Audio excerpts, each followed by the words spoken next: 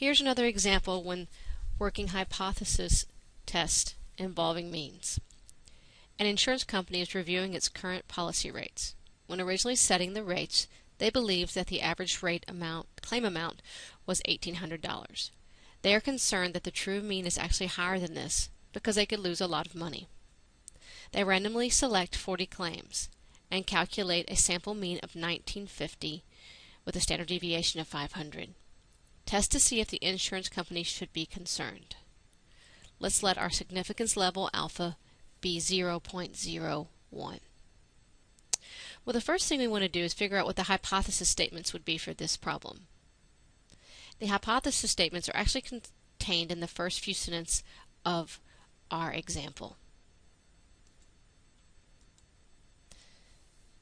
It says that they were reviewing their rates and they believed that the average claim amount was $1,800. So we're given an indication of what they believed, and they're concerned that the true mean is actually higher than this. So that language lets us know that our hypothesis statements would be mu equal to 1,800 as the null hypothesis, and the alternative hypothesis would be that mu is greater than, because they claimed higher than 1,800.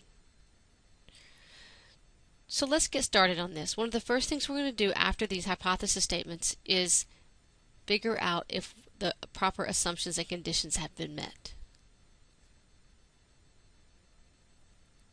The assumptions and conditions we need to be concerned with is number 1, is this a random sample?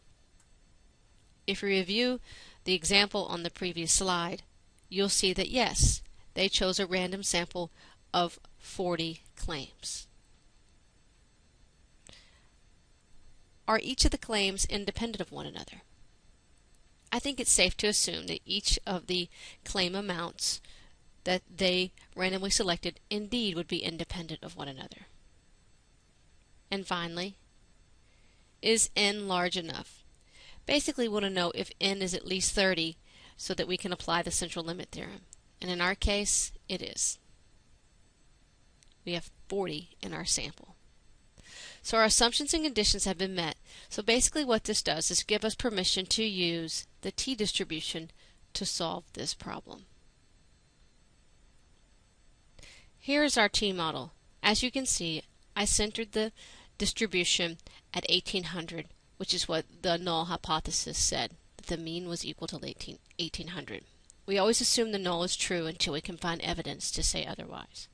In addition to the center of the distribution, I also identified the tick mark size, our standard error. 500 divided by the square root of 40 gives us basically 7906. Our sample mean of 1950, what we observed from our 40 randomly selected claims, the mean being 1950, falls right here on the model. As you can see, is just inside of 2 standard errors away. So if we compute a t-score for this by taking the observed 1950, subtract off the 1800, and divide by our 79.06, we will arrive at 1.90. That is our t-score. Using 39 degrees of freedom, we want to be able to look into the t-table and find the area of this red region, which is our probability value. That is p-value for short. Here's our t-distribution. As you can see, the first column here with the degrees of freedom, I need to go down to 39, which is a white row, and I also need to look across and get as close as possible as I can get to 1.9. What's a little tricky here, 1.9 falls between 2.023 and 1.685. So it's in this, would be in this region right here. If we trace up, we'll see what two, here area and one tail, because we're doing a one-tail test, what two values are going to be surrounding our probability value. That is 0.025 and 0.05.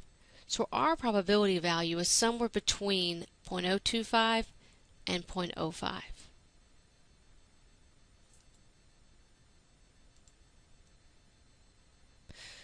As I mentioned here, our p-value is between these two values. We can't say exactly what it is, but we have a general idea of at least the range of values it could be.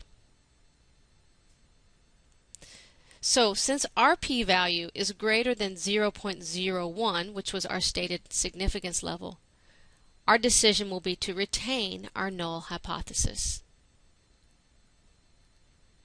So remember, these were our two hypothesis statements. I put a little asterisk here because this was, I believe, the company's motivation for collecting the data was to see if indeed the mean was greater than 1800.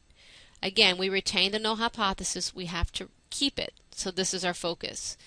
So it's telling us that the mean is essentially still 1800. Finally, a statement. The sample data do not support the claim that the mean claim amount is greater than 1800. Let's finish this up with StatCrunch.